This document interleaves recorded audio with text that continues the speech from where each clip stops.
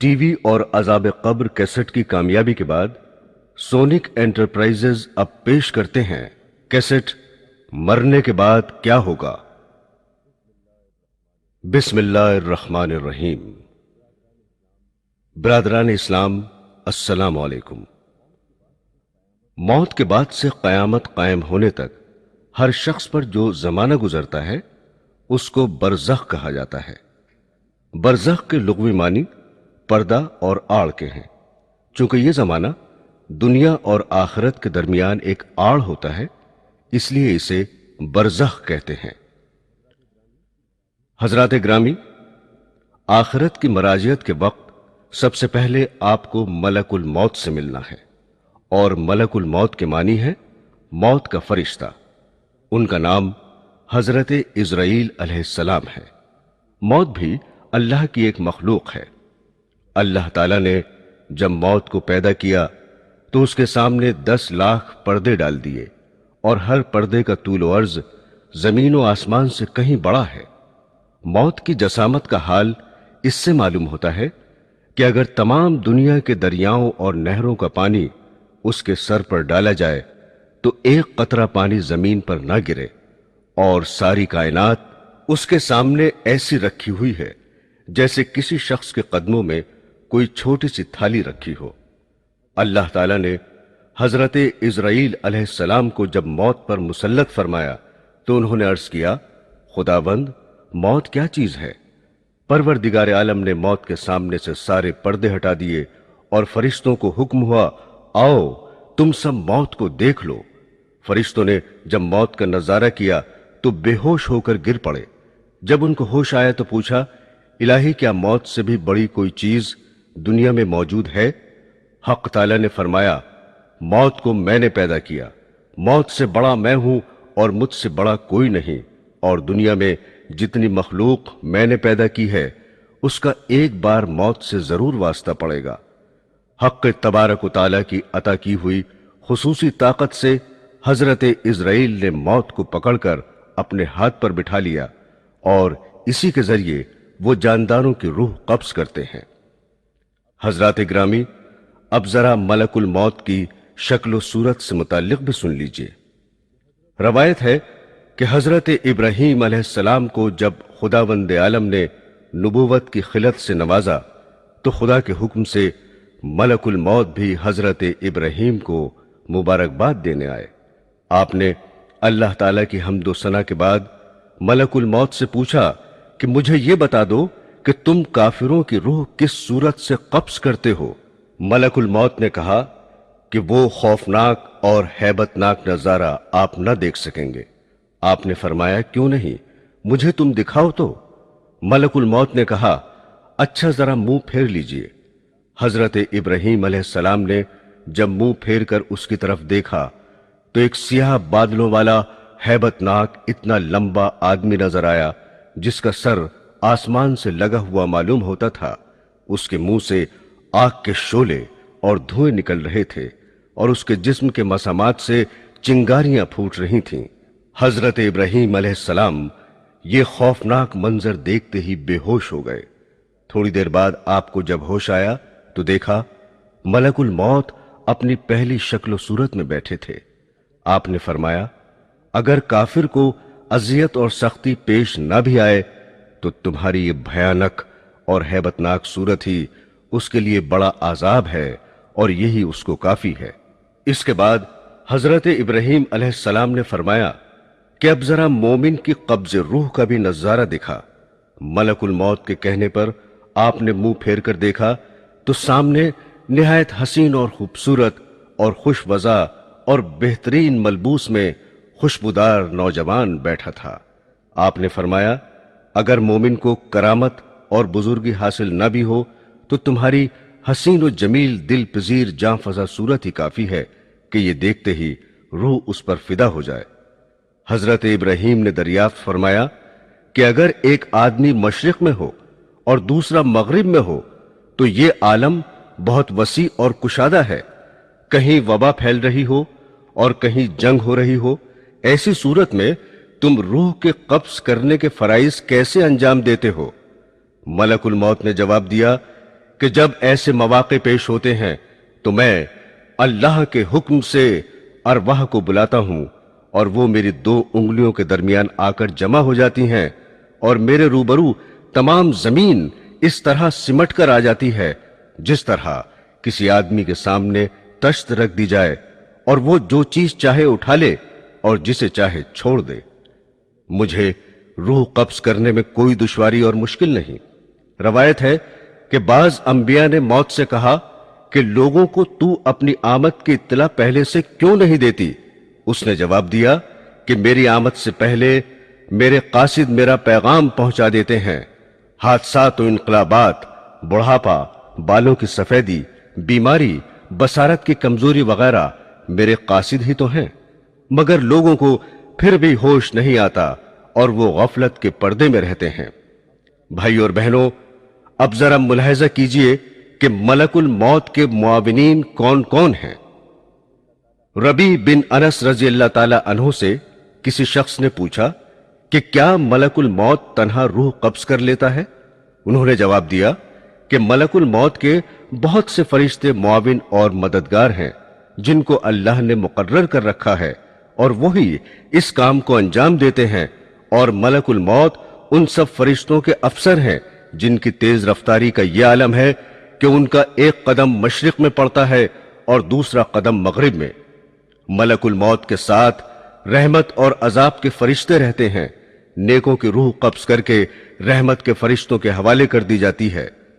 حضرت انس سے روایت ہے کہ سرور کائنات حضور صلی اللہ علیہ وسلم نے فرمایا کہ موت کے وقت میت کو چاروں طرف سے فرشتے گھیرے اور جکڑے رہتے ہیں۔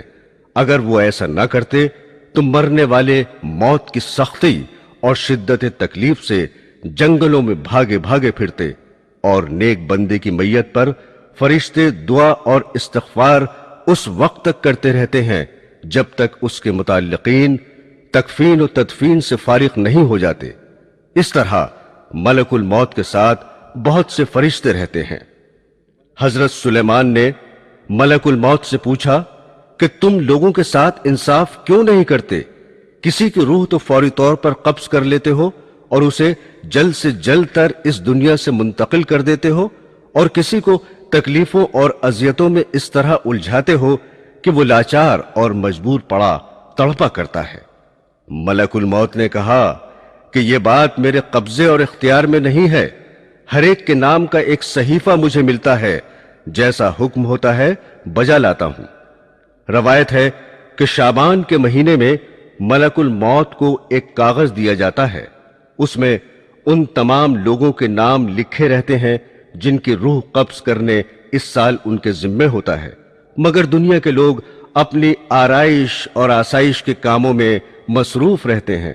دولت کی فراہمی، مکان کی تعمیر، کھیتی باڑی، شادی بیاہ، غرض کے طرح طرح کی تیاریاں کرتے ہیں، اور وہ بالکل نہیں جانتے کہ اس سال ان سے دنیا چھوٹ جائے گی۔ حالانکہ ان کا نام ملک الموت کے کاغذ میں تحریر ہوتا ہے، اور ملک الموت روزانہ ہر مکان میں 3 مرتبہ اس لیے جاتے ہیں کہ جس شخص کی مدت پوری ہو چکی ہے اس کی روح قبض کر لی جائے۔ پس جب یہ کسی کی جان لیتے ہیں تو مرنے والے کے متعلقین رونا چلانا شروع کر دیتے ہیں۔ اس وقت ملک الموت دروازے کا بازو پکڑ کر کہتے ہیں کہ بخدا میں نے کوئی زیادتی نہیں کی، نہ میں نے اس کی روزی چھینی ہے اور نہ میں نے وقت سے پہلے اس کی روح قبض کی ہے۔ اس کا وقت پورا ہو چکا ہے، میں نے اللہ کے حکم کی تعمیل کی اور اپنا فرض ادا کیا۔ حضرات گرامی، جیسا کہ آپ کو علم ہوگا کہ موت کا ایک دن معین ہے۔ جی ہاں، انسان کہیں بھی ہو، کسی بھی حالت میں ہو، مقررہ وقت پر موت آ کے رہے گی۔ کسی صورت میں موت سے مفر نہیں، اور نہ کوئی تدبیر کارگر ہوگی، نہ کوئی طاقت روک سکے گی، اور نہ ایک منٹ کم و بیش ہو سکے گا۔ کل نفس ذائقۃ الموت، ہر نفس کو موت کا مزہ چکھنا ہے۔ ایک بادشاہ زربفت فاخرہ اور قیمتی ملبوس میں ایک عمدہ اور عالیشان گھوڑے پر سوار ہو کر ایک لشکر عظیم کے ساتھ بڑے غرور سے نکلا۔ غرور و تکبر کا یہ عالم تھا कि किसी तरफ देखता भी न था। मलकुल मौत एक फकीर की सूरत में फटे पुराने कपड़े पहने हुए नमूदार हुए और आकर सलाम किया। उस मगरूर बादशाह ने जवाब भी न दिया। मलकुल मौत ने उसके घोड़े की बाग पकड़ ली। उसने कहा, हट जा, मेरी राह में मुखिल ना हो। मलकुल मौत ने कहा, ए बादशाह, मुझे तो तुझसे कुछ कहना है। उसने कहा, ठहर जा, मुझे घोड़े से उतरने दे, फिर जो बात होगी बयान करना। मलकुल मौत ने कहा, नहीं, मैं तो अभी कहूंगा। बादशाह ने झुककर कहा, अच्छा कहो। फकीर ने चुपके से उसके कान में कह दिया कि मैं मलकुल मौत हूं और इसलिए आया हूं कि इसी वक्त तेरी रूह कब्ज करूं। यह सुनकर बादशाह का रंग मुतगय्यर हो गया और जबान गुंग हो गई। मुश्किल से बोला कि मुझे इतनी मोहलत दो कि घर जाकर अपने फर्जंद से मिल लूं। कहा, हरगिज नहीं।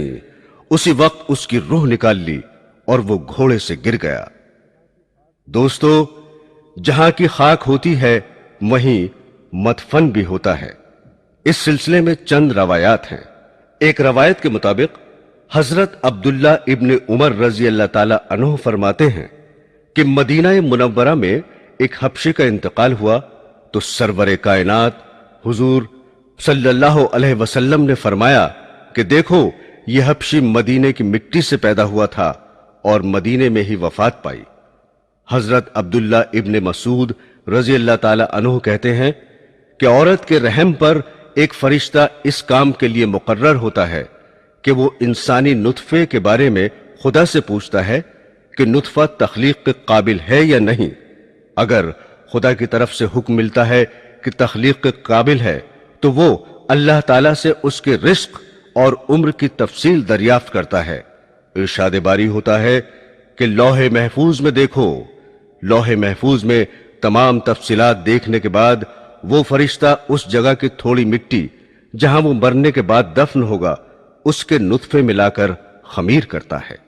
हुजूर अकरम सल्लल्लाहु अलैहि वसल्लम ने फरमाया कि इंसान की तजहीज में जहां की खाक होती है वहां जाने की कुदरती तौर पर उसको जरूरत पेश होती है। एक रवायत है कि मलकुल मौत एक रोज हजरत सुलेमान अलैहिस्सलाम के पास गए। वहां उन्होंने उनके एक मसाहिब को तेज नजरों से इस तरह घूर कर देखा तो उसने हजरत से दरियाफ्त किया, ये शख्स कौन था जिसने मुझे इस तरह घूर कर देखा? उन्होंने फरमाया कि मलकुल मौत थे। उस मसाहिब ने कहा कि ऐसा मालूम होता है कि ये मेरी रूह कब्ज करेंगे। आप हवा को हुक्म दीजिए कि वो मुझे सरजमीन हिंद में पहुंचा दे ताकि मलकुल मौत यहां आए तो मुझे ना देखें। हजरत सुलेमान ने हुक्म दिया और उस शख्स को हवा ने हिंदुस्तान पहुंचा दिया। फिर मलकुल मौत आए तो आपने पूछा कि तुमने मेरे मसाहिब को क्यों घूर कर देखा था? मलकुल मौत ने कहा कि हजरत, मुझे अल्लाह ताला की तरफ से हुक्म हुआ था कि इसी घड़ी हिंदुस्तान में उस शख्स की रूह कब्ज करूं। वो यहां आपके पास बैठा हुआ था। मैंने उसे देखकर सोचा कि यह हिंदुस्तान इतनी जल्दी कैसे पहुंचेगा, लेकिन जब मैं वहां गया तो उसे भी वहीं पाया और मैंने उसकी रूह कब्ज की। हजरात ग्रामी, बाज औकात ऐसा होता है कि इंसान की वफात कहीं होती है और किसी दूसरे मकाम पर दफन होता है, मगर जहां की मिट्टी होगी वहीं दफन होगा। मसलन इस दौर का एक मशहूर वाकया यही समझने के लिए काफी है कि रईसुल अहरार हजरत मौलाना मोहम्मद अली रहमतुल्लाह अलैह की वफात लंदन में वाक़ हुई और आप बैतुल मुक़द्दस में मदफून हुए।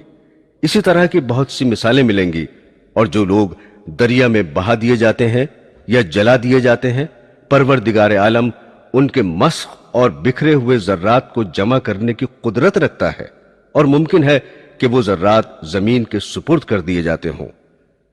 हजरात ग्रामी, जांकनी की तकलीफ और अजियत इंसान अपनी आंखों से देखता है कि मरने वाला कितनी सख्तियों में मुब्तला रहता है, फिर भी लोग गफलत में पड़े रहते हैं। अगर जरा भी समझ से काम लें तो यही उनकी इबरत के लिए काफी है। उलमाए रब्बानी इस बात पर मुत्तफिक हैं कि जांकनी से ज्यादा संगीन कोई दर्द नहीं है। अगर इंसान के जिस्म के टुकड़े कर दिए जाएं, फिर भी सकरात मौत की अजियत और तकलीफ के सामने हेच है। شداد ابن اوس سے روایت ہے کہ اگر کوئی شخص آرے سے چیرا جائے یا دیگ میں بند کر کے پکایا جائے، جہاں کنی میں اس سے بھی زیادہ تکلیف ہوتی ہے۔ ایک اور روایت ہے کہ کسی نے رسول کریم صلی اللہ علیہ وسلم سے سوال کیا کہ سکرات موت کی تکلیف کیسی ہوتی ہے؟ آپ نے فرمایا کہ آسان موت ایسی ہے جیسے خاردار شاہ کو ریشم میں ڈال کر کھینچنے سے کانٹے کے ساتھ ریشم ٹکڑے ٹکڑے ہو کر نکلتا ہے۔ شمائل ترمذی میں ہے کہ سرور کائنات صلی اللہ علیہ وسلم کو نزائے روح کے وقت اتنی سخت تکلیف گزری کہ حضرت فاطمہ الزہرا رضی اللہ تعالی عنہ دیکھ کر رونے لگی۔ حضور نے فرمایا کہ ایسی تکلیف کبھی نہیں ہوئی تھی۔ رسول اللہ صلی اللہ علیہ وسلم جاں کنی کے وقت فرماتے تھے، اے اللہ تو محمد پر سکرات موت کو آسان کر دے۔ حضور اکرم سرور کائنات صلی اللہ علیہ وسلم نے فرمایا، نزع کی تکلیف بندہ مومن کے لیے گناہوں کا کفارہ بن جاتی ہے، اور کافر کو موت کے وقت ہی اس کے نیک عمل کی جزا دے دی جاتی ہے۔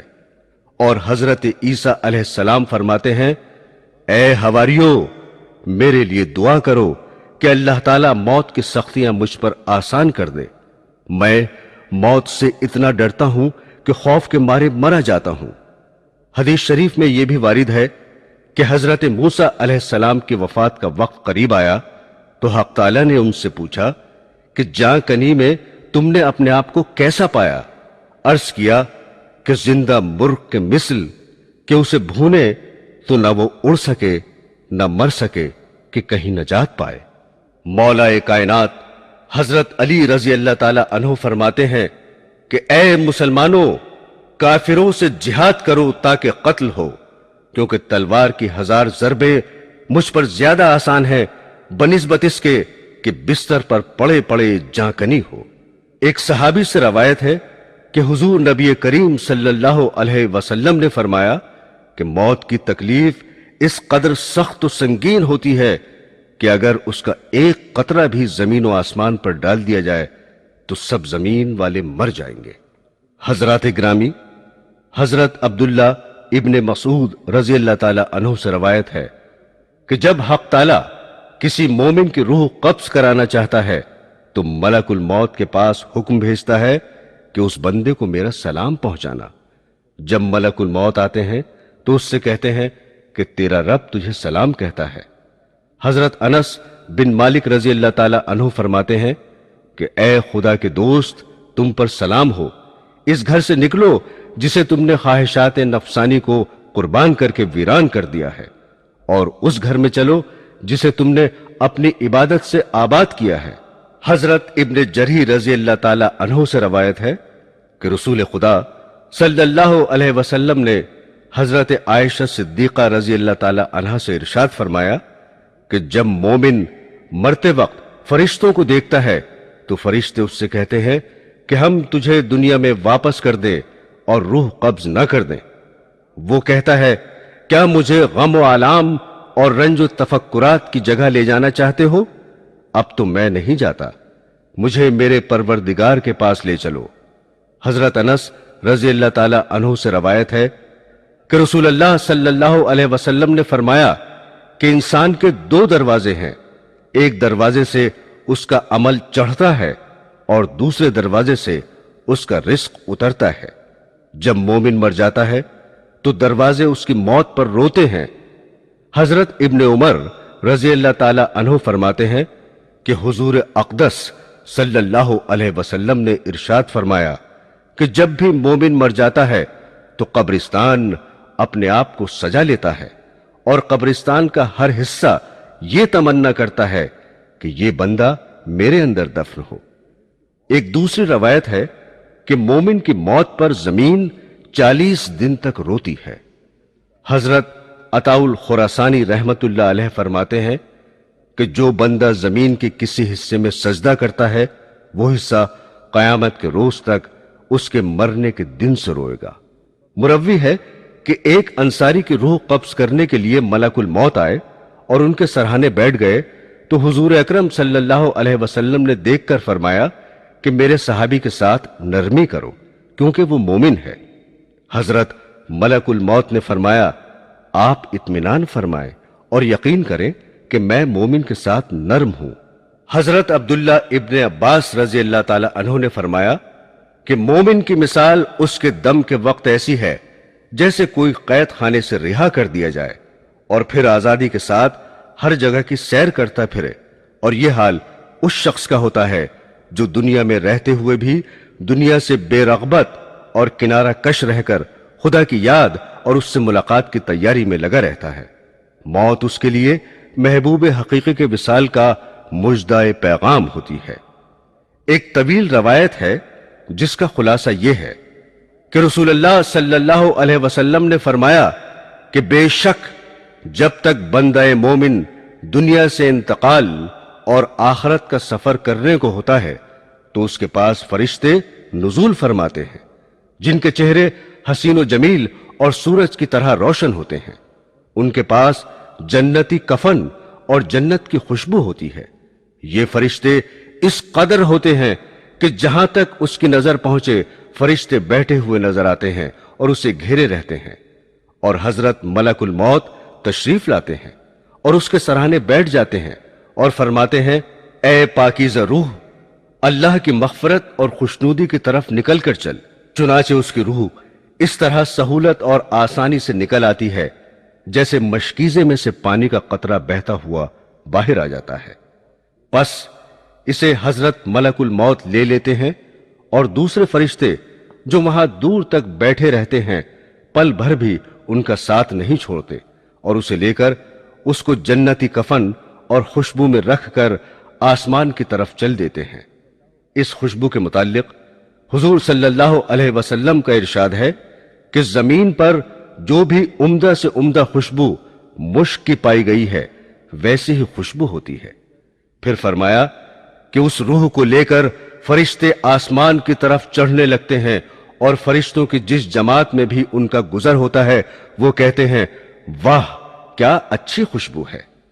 یہ فرشتے میت کا نام تعظیم و تکریم سے لے کر اس کا تعارف کراتے ہیں، یہاں تک کہ پہلے آسمان پر پہنچ جاتے ہیں اور آسمان کا دروازہ کھلواتے ہیں۔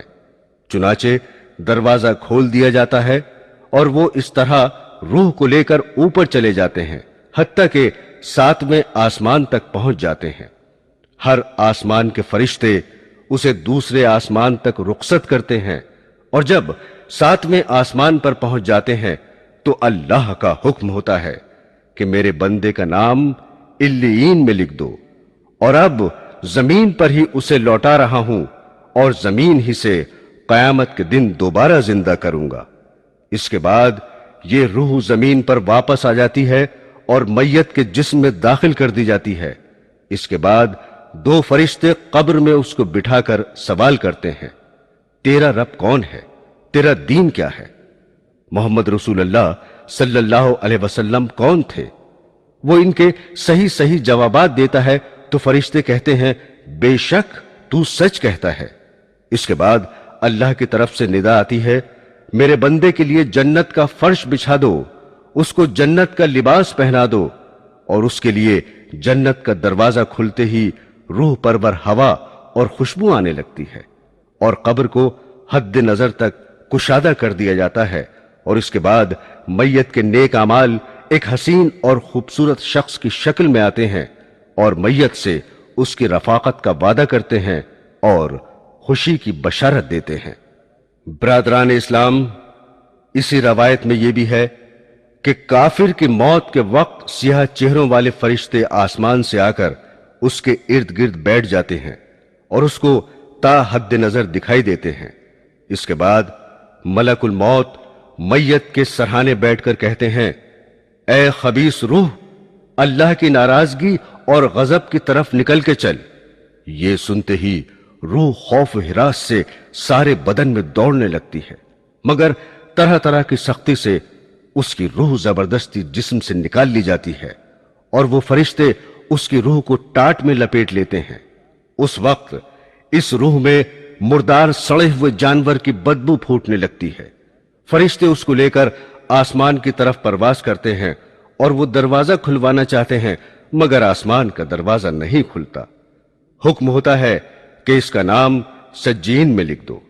اس کے بعد یہ روح زمین پر پھینک دی جاتی ہے اور جسم میں داخل کر کے فرشتے سوال کرتے ہیں تیرا رب کون ہے؟ وہ جواب دیتا ہے مجھے معلوم نہیں۔ پھر پوچھتے ہیں تیرا دین کیا ہے؟ وہ لا علمی ظاہر کرتا ہے۔ پھر حضور محمد صلی اللہ علیہ وسلم کے متعلق سوال کرتے ہیں، وہ یہی جواب دیتا ہے کہ مجھے معلوم نہیں۔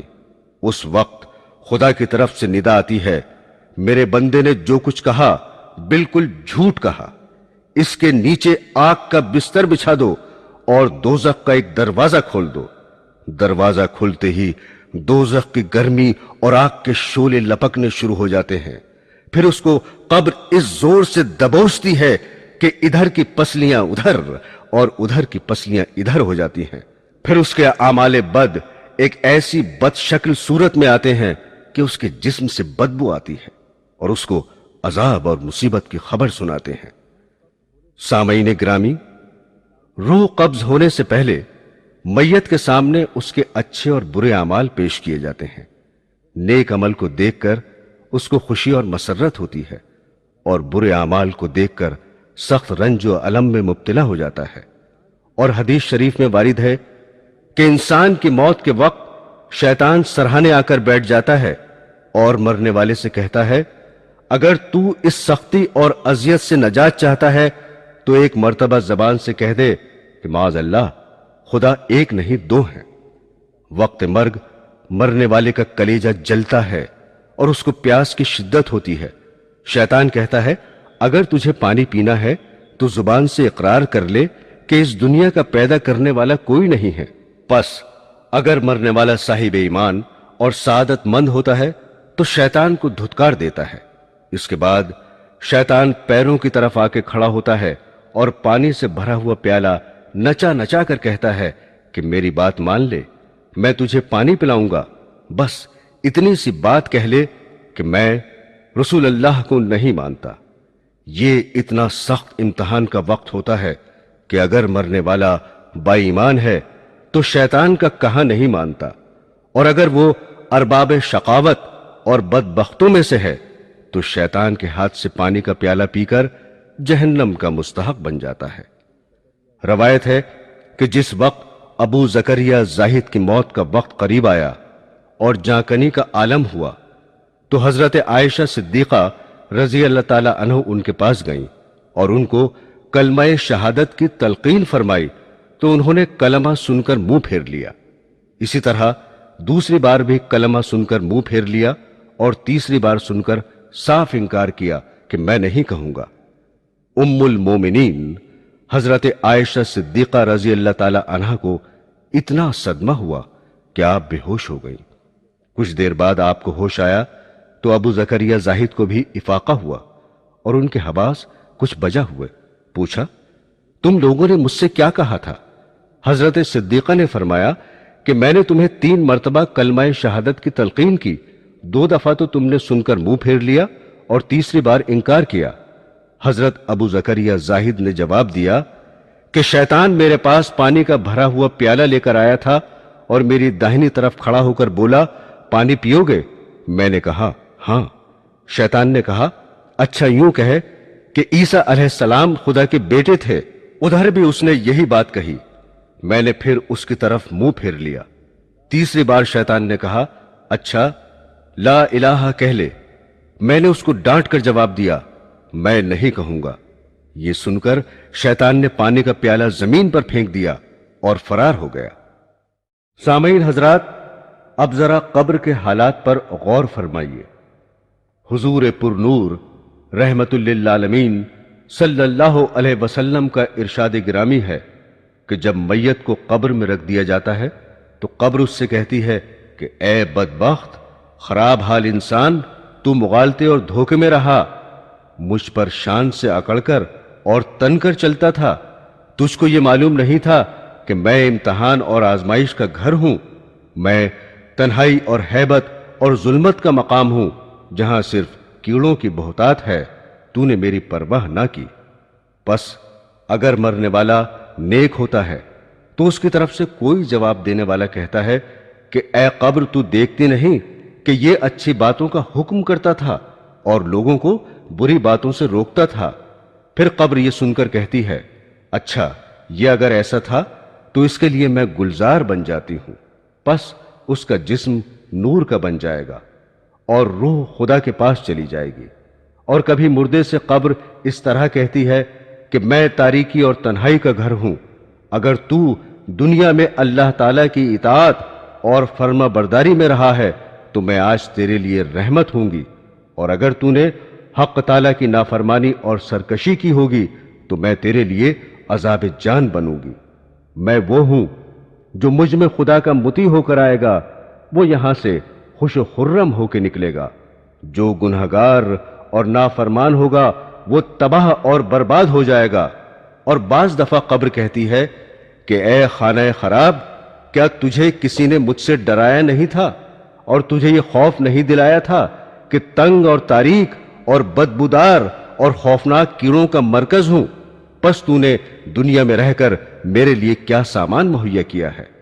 اور جب کوئی شخص قبر میں دفن کیا جاتا ہے اور اس پر عذاب و تکلیف کا نزول ہوتا ہے تو اس کے آس پاس کے مردے جو مدفون ہوتے ہیں اس سے کہتے ہیں کہ اے شیخ، تو کس قدر غافل رہا کہ ہمارے بعد بھی تجھے دنیا میں رہنے کا موقع ملا، اور تو ہم سے بعد میں آیا ہے، پھر بھی تو نے اپنے سے پہلے آنے والوں کی مراجعت سے عبرت نہ حاصل کی، اور تو نے نہ سمجھا کہ مرنے والے تو مر چکے اور ان کے اعمال بھی پورے ہو گئے، خواہ اچھے اعمال تھے یا برے، مگر تیرے لیے تو بہترین مواقع تھے۔ تو دارالاعمال یعنی دنیا میں تھا اور برے افعال کا تدارک نیک کاموں سے کر لیتا۔ تجھے تو کافی مہلت ملی ہوئی تھی، تو ان لوگوں پر غور کرتا جو کہ تجھ سے پہلے لوگوں کے کاندھوں پر لاد کر مٹی میں ملا دیے گئے۔ تجھے کس نے دھوکہ دیا اور تو کس مغالطے اور فریب میں پڑا رہا؟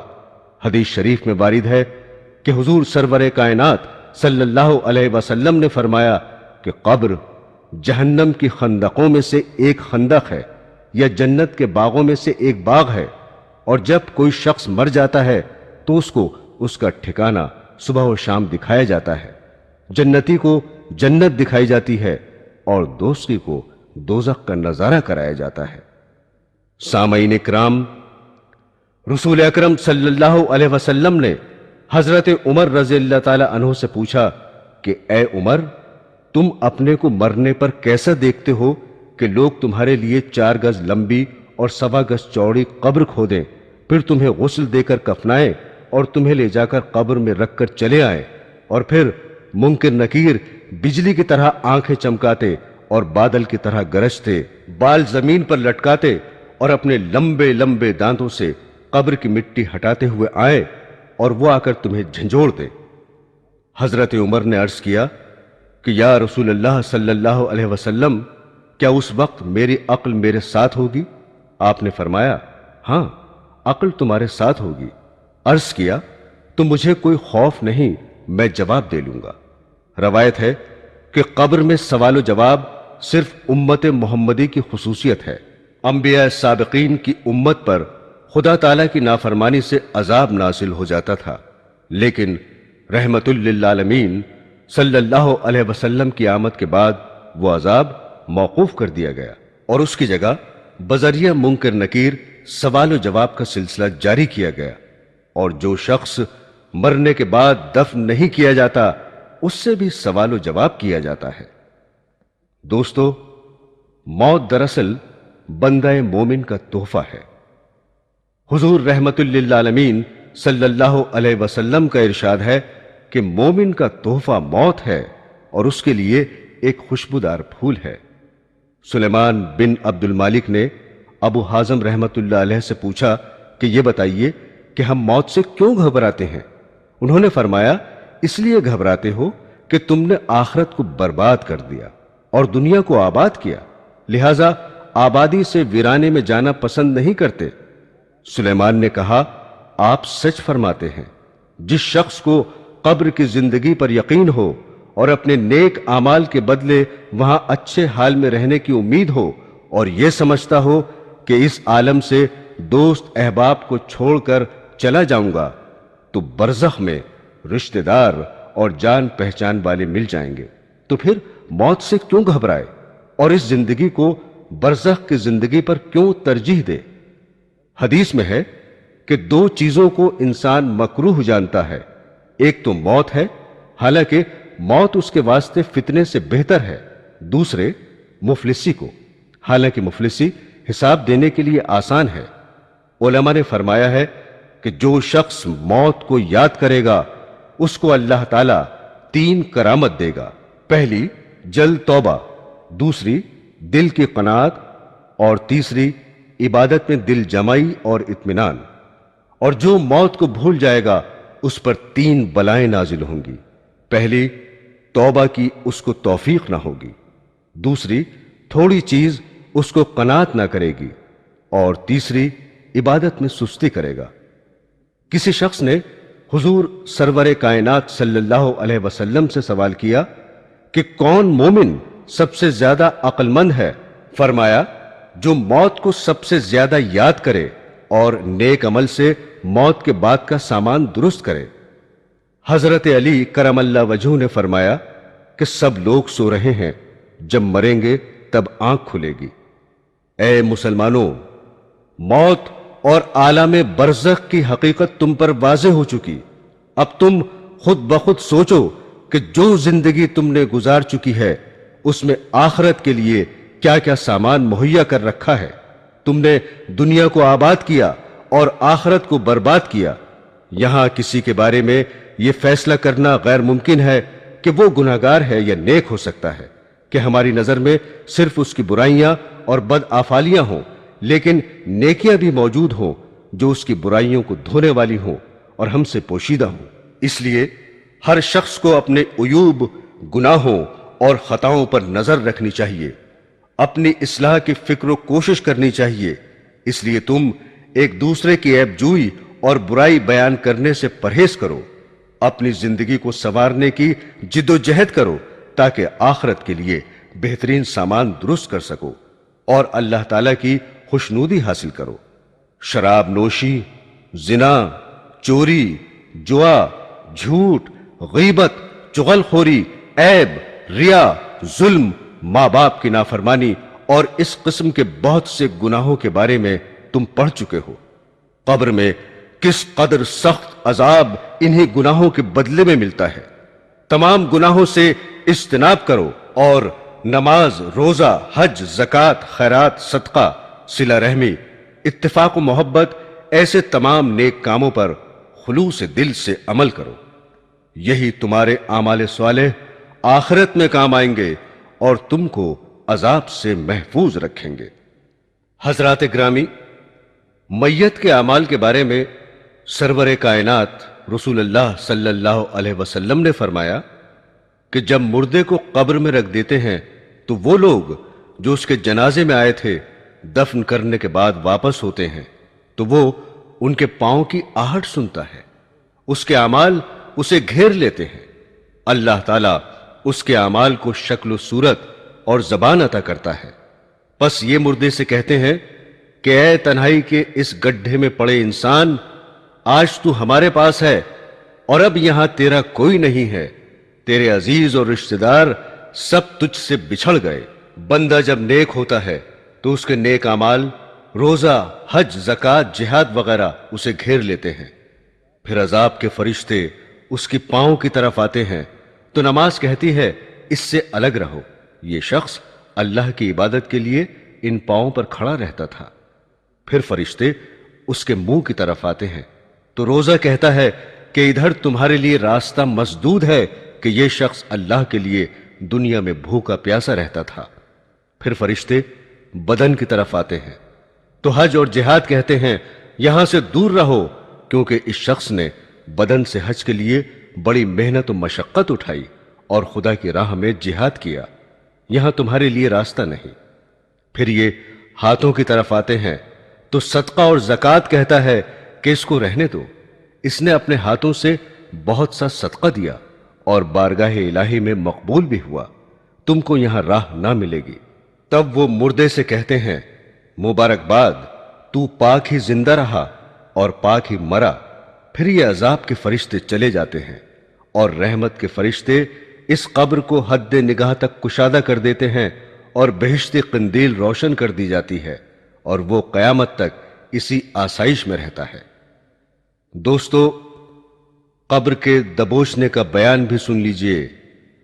قبر میں کبھی کسی گناہ کے باعث یا کسی نعمت کا شکریہ نہ کرنے کی وجہ سے کچھ دیر کے لیے نیک بندوں کے لیے تنگی ہو جاتی ہے، مگر یہ محض ذرا سی دیر کے لیے ہوتا ہے۔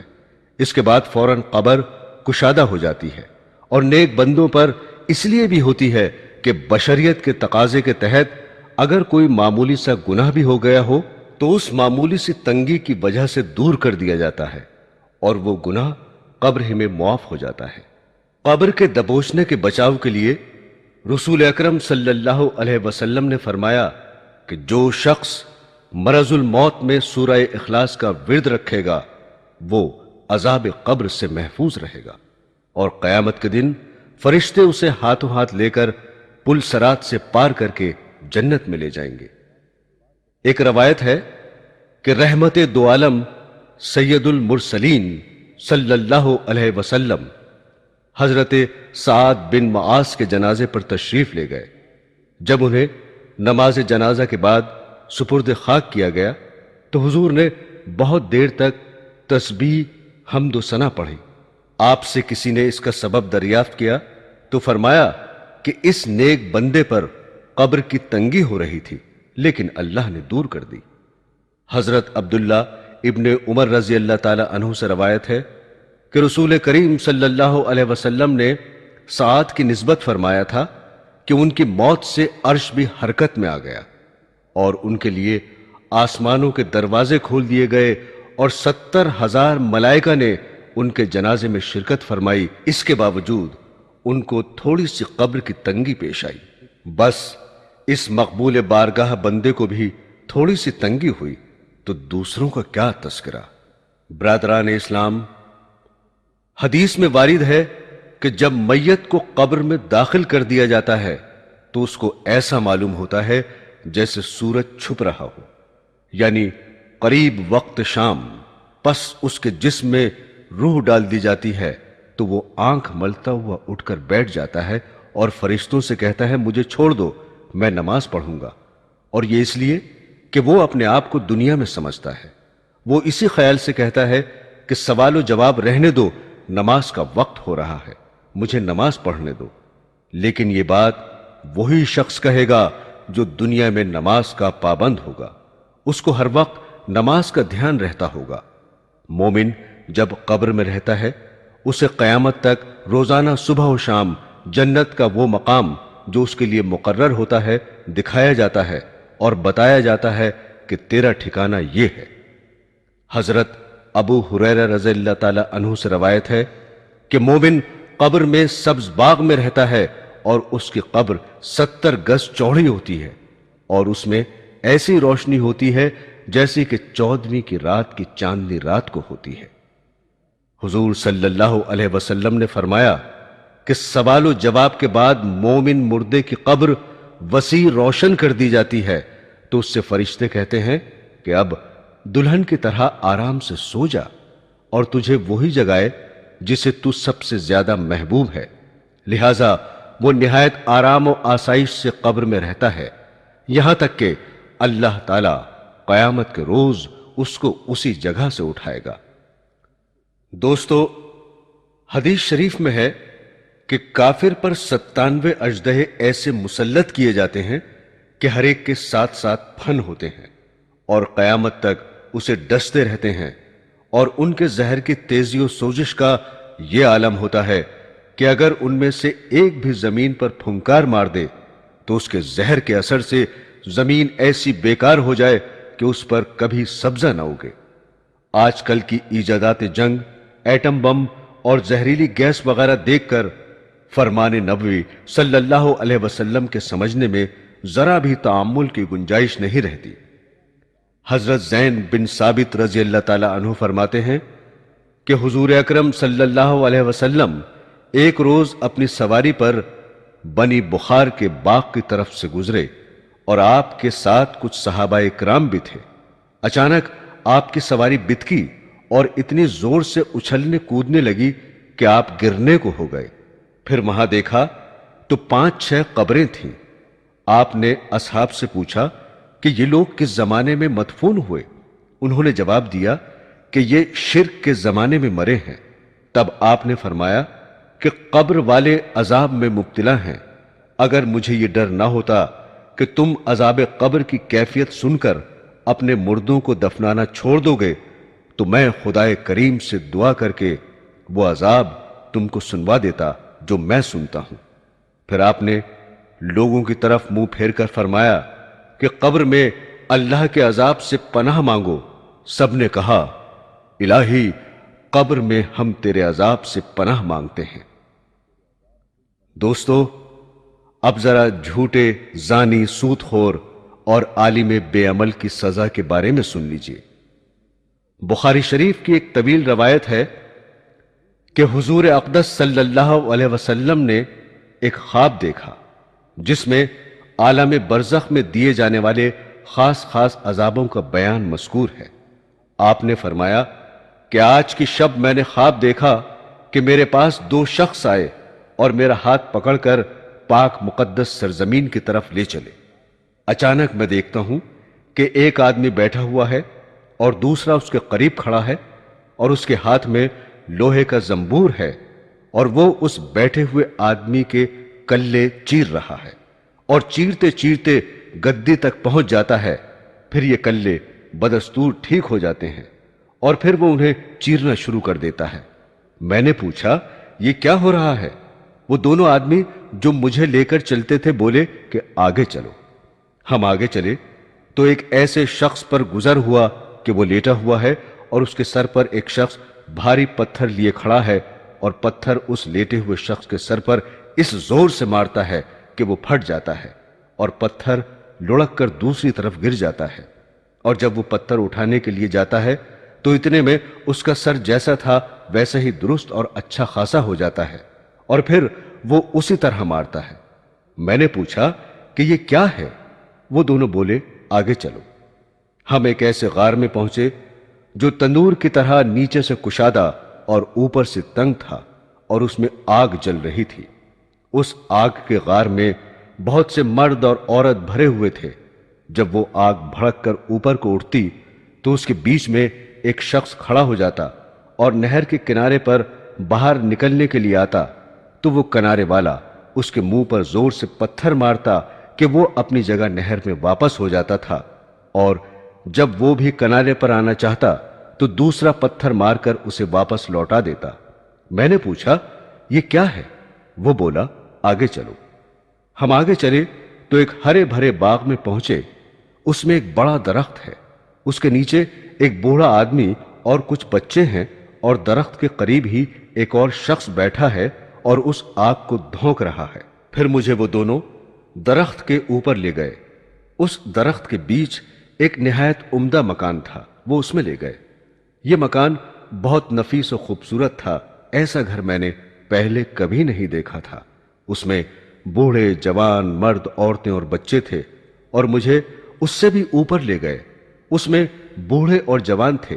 میں نے اپنے دونوں ساتھیوں سے کہا کہ تم نے مجھے ساری رات پھرایا، اب یہ بتاؤ کہ آخر یہ سب ماجرا ہے کیا؟ انہوں نے کہا کہ جس آدمی کے کلے چیرے جا رہے تھے وہ جھوٹ بولتا تھا اور اس کی جھوٹی باتیں تمام جہان میں مشہور ہو جاتی تھیں۔ یہ اس کی سزا ہے۔ اب اس کے ساتھ قیامت تک یہی ہوتا رہے گا۔ اور جس آدمی کا سر پھوڑتے دیکھا وہ ایسا شخص تھا جس کو اللہ تعالیٰ نے قرآن پاک کا علم دیا اور وہ اس سے غافل ہو کر رات کو سو رہا اور دن میں اس پر عمل نہ کیا۔ اب قیامت تک اس کے ساتھ یہی عمل ہوتا رہے گا۔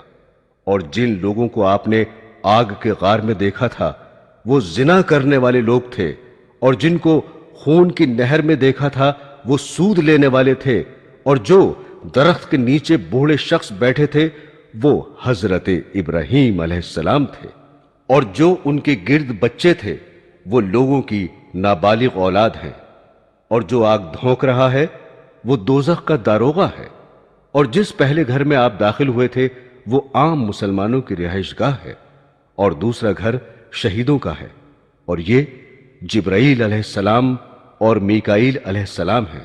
پھر بولے سر اٹھائیے۔ میں نے سر اٹھایا تو میرے اوپر ایک سفید بادل نظر آیا۔ وہ بولے کہ یہ آپ کا گھر ہے۔ میں نے کہا مجھے اپنے گھر میں جانے دو۔ انہوں نے کہا کہ ابھی آپ کی عمر باقی ہے، اگر پوری ہو چکی ہوتی تو ابھی چلے جاتے۔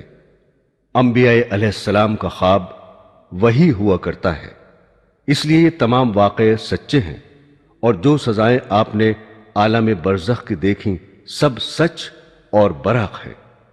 اس حدیث سے کئی باتوں کا حال معلوم ہوا۔ اول جھوٹ، دوسرے عالم بے عمل، تیسرے زنا، چوتھا سود کا۔ اللہ تعالی تمام مسلمانوں کو ان گناہوں سے محفوظ رکھے اور نیک توفیق عطا فرمائے، آمین۔ حضرات گرامی، ہاشم بن عبداللہ سے روایت ہے کہ میں ایک میت کو غسل دینے گیا۔ جب اس کے چہرے سے کپڑا ہٹایا تو گلے میں ایک سانپ لٹکا ہوا نظر آیا۔ میں نے سانپ سے کہا کہ اگر تو اللہ کی طرف سے مامور کیا گیا ہے تو ہمیں بھی میت کو غسل دینے کا حکم ہے، تو کچھ دیر کے لیے یہاں سے چلا جا۔ یہ سنتے ہی وہ سانپ گلے سے اتر کر مکان کے گوشے میں جا کر بیٹھ گیا، اور جب میں میت کو غسل دے کر فارغ ہوا تو پھر وہ سانپ اسی طرح اس کے گلے میں لپٹ گیا۔ حضرات عمرو بن دینار بیان کرتے ہیں کہ ایک عورت کا مدینہ منورہ میں انتقال ہوا۔ اس کے بھائی نے تدفین و تکفین کی۔ اتفاقاً قبر میں اتارتے وقت اس کی جیب سے روپوں کی تھیلی گر گئی۔ بعد میں یاد آنے پر جب قبر کھودی گئی تو ساری قبر میں آگ ہی آگ تھی، فوراً ہی قبر کو بند کر دیا گیا۔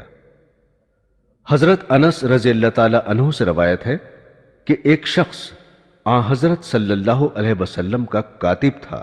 وہ مرتد ہو گیا اور اسلام سے پھر کر مشرکین سے جا ملا تو حضور اقدس صلی اللہ علیہ وسلم نے اس کے بارے میں فرمایا کہ اس کو زمین قبول نہیں کرے گی۔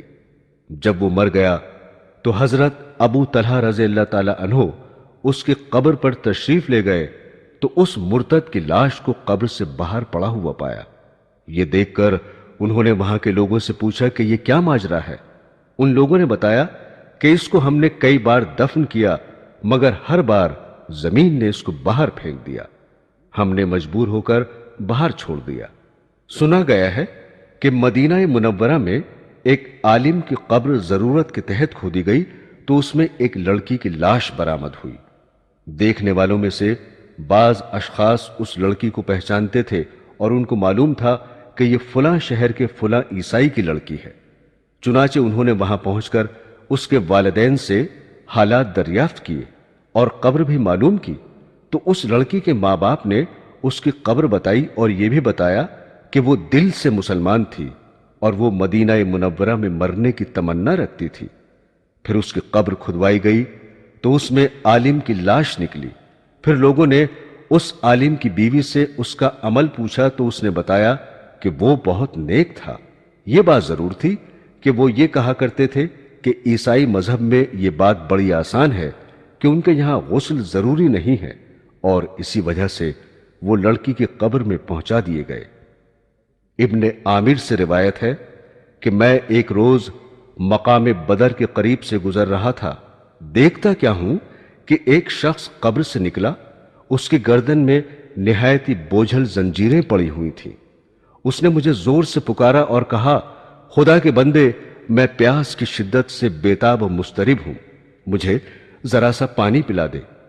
اسی کے پیچھے ایک اور شخص بھی اسی قبر سے برآمد ہوا اور اس کے ہاتھ میں آگ کا ایک کوڑا تھا۔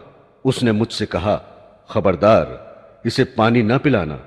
پھر وہ شخص کوڑوں سے مارتا ہوا مردے کو قبر میں واپس لے گیا۔ یہ واقعہ میں نے حضور پر نور صلی اللہ علیہ وسلم سے عرض کیا تو آن حضرت نے فرمایا، وہ دشمن اسلام ابو جہل تھا، اس کو قیامت تک یوں ہی عذاب دیا جاتا رہے گا۔ عبد الرحمن بن زید اسلم بیان کرتے ہیں کہ ایک شخص کشتی میں سفر کر رہا تھا، دریا میں طوفان و طغیانی کی وجہ سے کشتی تباہ ہو گئی۔ وہ مصیبت زدہ ایک تختے پر تیرتے تیرتے ایک جزیرے کے کنارے پر پہنچا۔ پیاس لگ رہی تھی، پانی کی تلاش کرنے لگا۔ ایک جگہ اس کو پانی نظر آیا۔ قریب جا کر دیکھا تو ایک آدمی زنجیروں میں بندھا ہوا نظر آیا۔ وہ پیاس سے بے قرار تھا اور پانی سے صرف ایک بالش کے فاصلے پر تھا۔ وہ پانی پینے کے لیے بہت کوشش کرتا تھا مگر کامیاب نہ ہوتا۔ دریافت کرنے پر معلوم ہوا کہ وہ حضرت آدم علیہ السلام کا لڑکا قابیل تھا، جس نے اپنے بھائی حابیل کو قتل کر دیا تھا۔ قیامت تک اسی عذاب میں مبتلا رہے گا۔ عوام بن جوشب کہتے ہیں کہ عصر کا وقت تھا، میں ایک ایسے محلے سے گزرا جہاں قریبی قبرستان تھا۔ میں نے دیکھا کہ ایک قبر شق ہوئی، اس میں سے ایک آدمی ایسا نکلا جس کا سر گدھے کا سا تھا اور باقی جسم انسانی تھا۔ حضرات گرامی، رحمت للعالمین صلی اللہ علیہ وسلم نے فرمایا کہ عذاب قبر بالعموم ان تینوں باتوں کی وجہ سے ہوتا ہے، ان سے بچتے رہنا چاہیے: غیبت، چغل خوری، پیشاب میں بے احتیاطی۔ حضرت ابن عباس بیان کرتے ہیں کہ نبی کریم صلی اللہ علیہ وسلم کا 2 قبروں پر گزر ہوا۔ آپ نے فرمایا کہ ان قبر والوں پر عذاب ہو رہا ہے، اور کسی بڑے مشکل کام کے سبب عذاب نہیں ہو رہا ہے، بلکہ ایسی معمولی باتوں پر جن سے بچ سکتے تھے۔ ایک غیبت اور دوسرا چغلی کرتا پھرتا تھا۔ پھر آپ نے ایک تر ٹہنی منگا کر بیچ میں سے اس کو چیر کر آدھی ایک قبر میں گاڑ دی اور آدھی دوسری قبر میں گاڑ دی۔ صحابہ نے عرض کیا: یا رسول اللہ، آپ نے ایسا کیوں کیا؟ ارشاد فرمایا کہ شاید ان دونوں کا عذاب ان کے سوکھنے تک ہلکا کر دیا جائے۔ اس کی تشریح میں بعض علماء نے فرمایا کہ ٹہنی کے تسبیح خدابندی میں مشغول رہنے کی وجہ سے عذاب ہلکا ہونے کی امید پر آپ نے ایسا کیا۔ حدیث شریف میں ہے کہ جو کوئی اپنے والدین کو تکلیف و اذیت پہنچاتا ہے وہ اللہ تعالی اور اس کے رسول کا گنہگار ہے، اور جس وقت وہ آق مرے گا اور مدفون ہوگا تو اس کو قبر اتنا تنگ کرے گی کہ اس کی دونوں پسلیاں آپس میں مل جائیں گی۔ حضرت انس بن مالک رضی اللہ تعالی عنہ بیان فرماتے ہیں کہ سرور کائنات سید المرسلین صلی اللہ علیہ وسلم کے عہد مبارک میں ایک شخص علقمہ نامی عبادت و سخاوت میں بہت مشہور تھا۔ جب وہ مرض الموت میں مبتلا ہوا تو اس کی بیوی نے بارگاہ نبوت میں حاضر ہو کر عرض کیا کہ یا رسول اللہ، میرا شوہر سکرات میں مبتلا ہے، تشریف لے چلیے۔ حضور چند صحابہ کے ہمراہ علقمہ کے گھر تشریف فرما ہوئے۔ علقمہ سے حال دریافت کیا، وہ کچھ بول نہ سکا۔ سرور کائنات نے فرمایا کہ علقمہ کے ماں باپ زندہ ہیں یا فوت ہو چکے ہیں؟ عرض کیا گیا کہ باپ انتقال کر چکے ہیں اور ضعیفہ ماں باحیات ہے۔ حضرت نے اس کو بلوا کر پوچھا کہ تمہارا لڑکا دنیا میں کیا کرتا تھا؟ اس نے عرض کیا: یا رسول اللہ، وہ نماز پڑھتا تھا، خیر خیرات کرتا تھا، لیکن وہ اپنی بیوی کو مجھ پر فضیلت دیتا تھا، اس وجہ سے میں اس سے ناخوش ہوں۔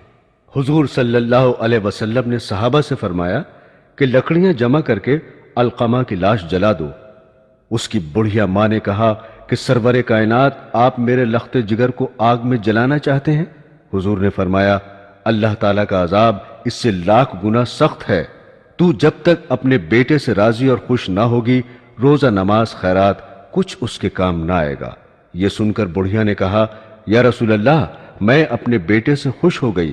اس کے بعد حضور اکرم نے اس کو کلمہ شہادت کی تلقین فرمائی اور علقمہ کلمہ شہادت پڑھ کر اس دنیا سے رخصت ہو گیا۔